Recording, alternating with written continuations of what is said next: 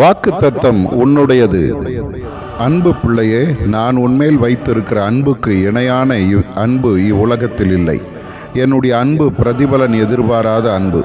உன்னால் எனக்கு ஒரு பயனும் இல்லாமல் இருக்கும்போதே நான் உன்னை நேசித்தேன். உன்னை தாயின் வயிற்றில் இருக்கும்போதே நான் கண்டேன். நீ உலகத்தில் பிறந்த நாளிலிருந்து உன்னை பாதுகாத்து வருகிறேன். இந்த நிமிடம் வரை நான் உனக்கு தகப்பனும் தாயுமாயிருந்து நடத்தி வருகிறேன். இவ்வுலகத்தில் எல்லா உறவுகளும் உன்னை விட்டு பிரிந்து போகலாம், ஆனால் நான் உன்னை விட்டு பிரிந்து போகிறவர் அல்ல. ஆனால் உன்மேல் எனக்கு வருத்தம் உண்டு.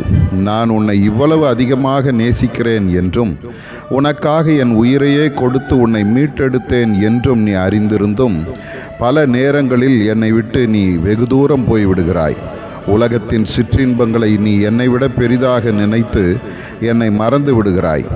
ஆனால் நான் உனக்காக எப்போதும் காத்திருக்கிறேன். எப்போது என்னிடத்தில் வருவாய் என்றும் என் கல்வாரி அன்பை எப்போது அங்கீகரித்து ஏற்றுக்கொள்வாய் என்றும் காத்திருக்கிறேன். இன்று நீ என்னிடத்தில் வருவாயா? உனக்காக மனதுருகி உன்னை ஏற்றுக்கொண்டு நீ இழந்த எல்லா நன்மைகளையும் நான் உனக்கு தந்து உன்னை ஆசீர்வதிப்பேன். நீ எனக்கு மிகவும் அருமையான பிள்ளை. ஆதார வசனம்: நாம் பாவிகளாய் இருக்கையில் கிறிஸ்து நமக்காக மரித்ததினாலே தேவன் நம்மேல் வைத்த தமது அன்பை விளங்க பண்ணுகிறார். ரோமர் 5:8.